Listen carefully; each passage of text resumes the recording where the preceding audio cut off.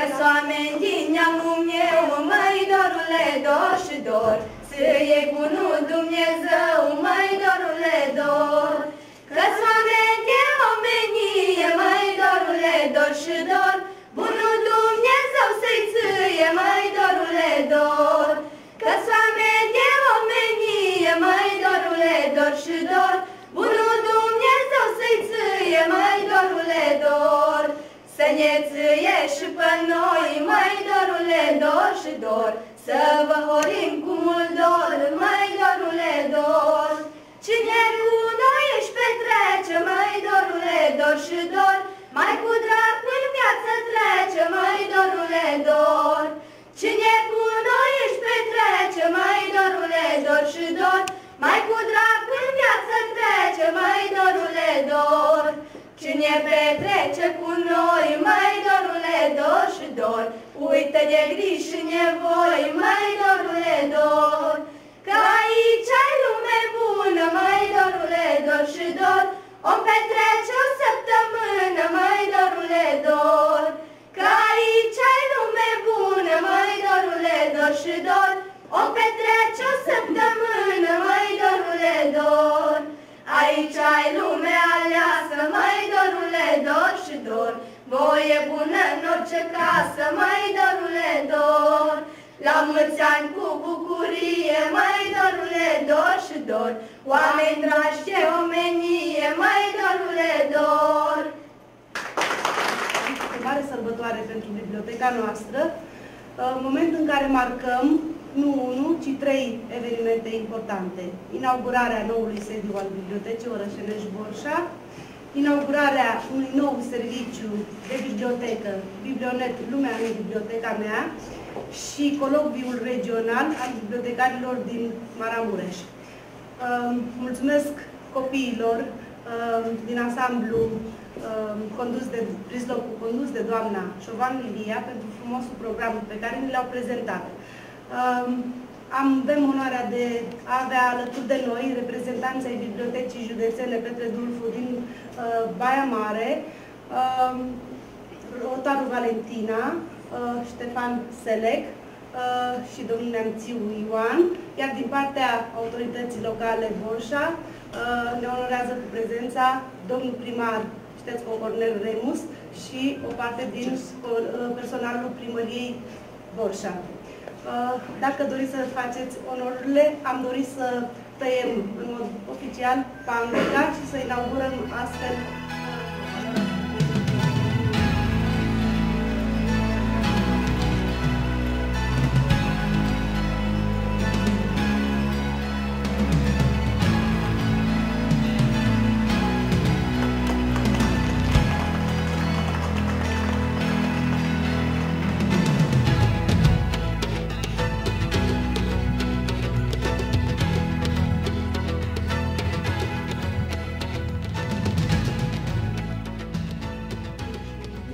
Astăzi avem 3 evenimente și, desigur, cel mai important eveniment, o deschidere oficială a noului sediu al Bibliotecii Orășenești și activității de biblionet care se va desfășura în cadrul instituției noastre.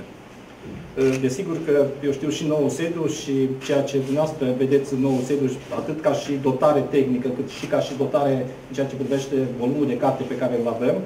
În mare parte am încercat să dăm un sprijin ca și autoritate locală Bibliotecii Orășenești din 2 motive. În primul rând, pentru activitatea de bibliotecă trebuie susținută la nivelul fiecărei comunități și cred eu că și la nivelul orașului Borșa.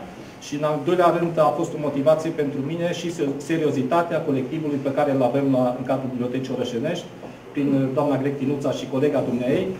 Cred eu că sunt 2 persoane care au meritat să fie susținute, vor avea în continuare sprijinul meu și cred eu că asta va fi, desigur, și în folosul dumnealor ca și activitate profesională, dar în primul rând în folosul borșenilor și celor care vor trece pragul acestei instituții. Am sticlit pentru dumneavoastră câteva gânduri în ceea ce înseamnă pentru noi, ca bibliotecare, acest program și acest eveniment care se derulează astăzi. În primul rând ne bucurăm că vă putem primi în această locație nouă.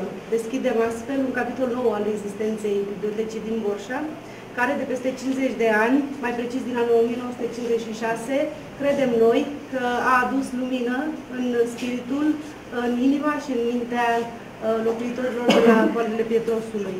Locația actuală, modernă și elegantă, depășește din foarte multe puncte de vedere toate celelalte spații în care biblioteca a funcționat până acum. Pe această cale vreau să mulțumesc Consiliului Local Borșa, domnului primar Cornel Ștețco-Remus, pentru faptul că au înțeles importanța bibliotecii în comunitate și ne-au facilitat mutarea în acest sediu nou. Deși spațiul este mai mic decât cel pe care l-am deținut anterior, am încercat să-l amenajăm conform regulilor unei biblioteci moderne, astfel încât utilizatorul să aibă acces ușor și rapid la orice informație. Nu am putut răspunde cerințelor utilizatorilor folosind doar resursele noastre tradiționale, mă refer la carte. Diversificarea cerințelor utilizatorilor a necesitat ca și noi să ne diversificăm serviciile și atunci a trebuit să introducem tehnologia modernă. Primul serviciu de acest gen, noi l-am introdus în biblioteca noastră în anul 2005. Atunci am achiziționat cu sprijinul primăriei primul calculator.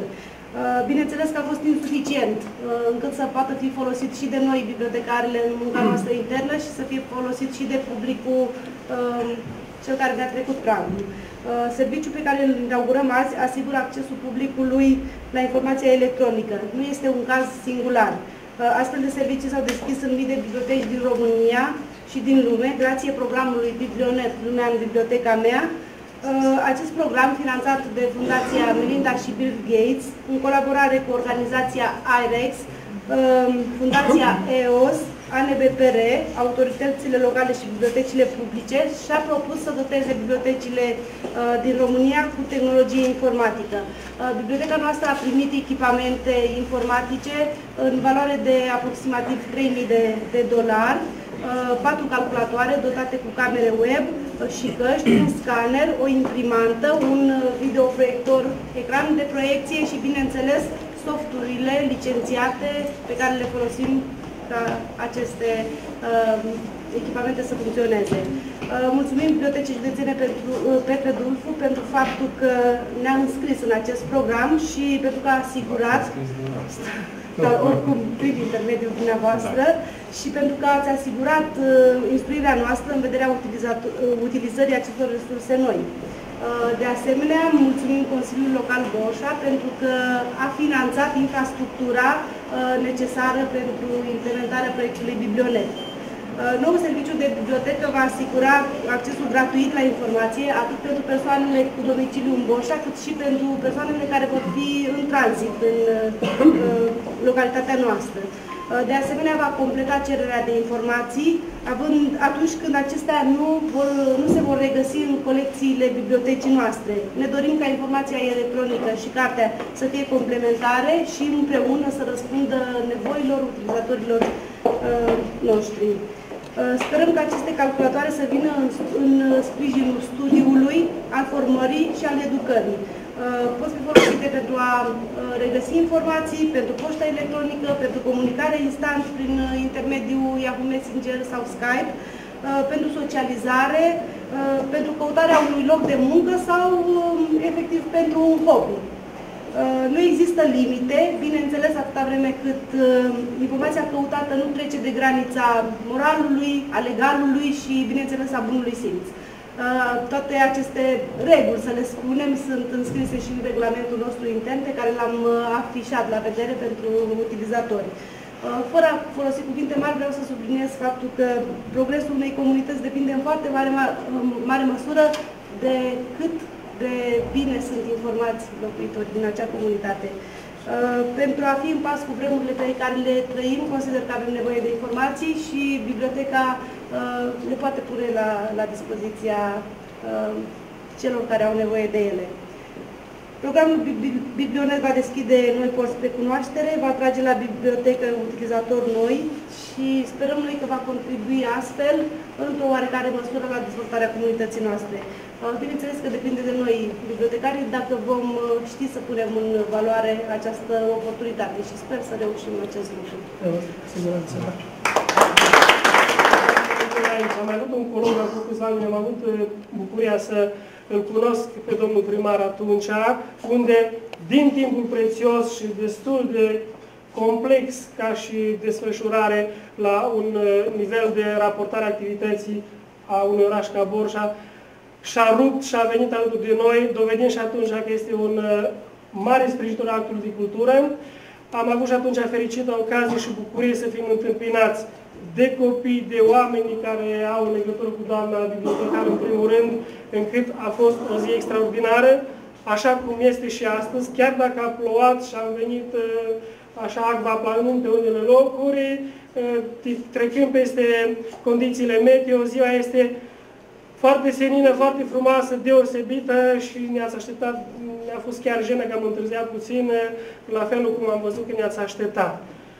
Și ajung la doamna bibliotecar, pentru că trebuie să ajung și aici, ca să dăm cezarul ceea cezarului. Eu chiar am făcut un interviu în revista noastră cu dumneaei și am spus atunci, am aflat după un timp că este la origine argeșancă, dar eu, cunoscând pe câțiva borșani de-a lungul timpului, eu n-aș fi niciodată că nu-i borșancă, nu-i maramureșancă. Adică am zis atunci o argeșancă, jet, beget, dar mai borșancă decât mulți borșani prin atitudine, combativitate, prin capacitatea dumnei de a aduna oameni în jurul dumnei, de a potența energii, de a face lucrul la modul profesionist, superlativ, absolut sau care e maximul gradul de comparare, astfel încât dacă astăzi suntem în acest minunat sediu, nu ne surprinde cu nimic.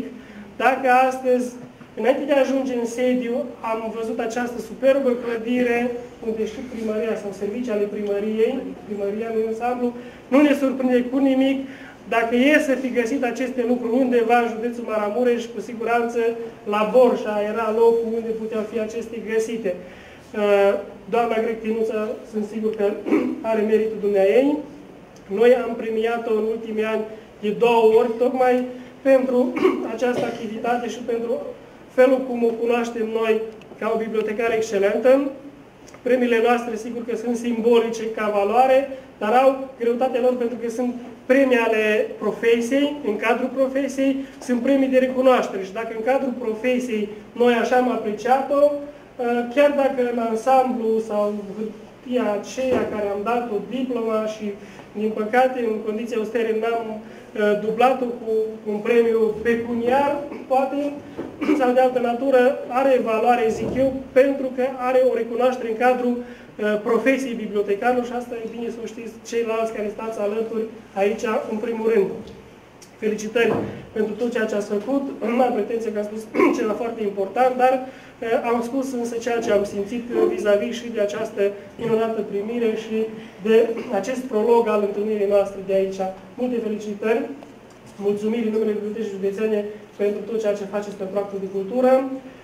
Mult succes în toate demersurile prezente și viitoare și Dumnezeu să ne ajute la toți și dumneavoastră, beneficiarii acestor spații și acestui spațiu prin excelență, să vă bucurați de ceea ce vă poate El oferi. Toate cele bune!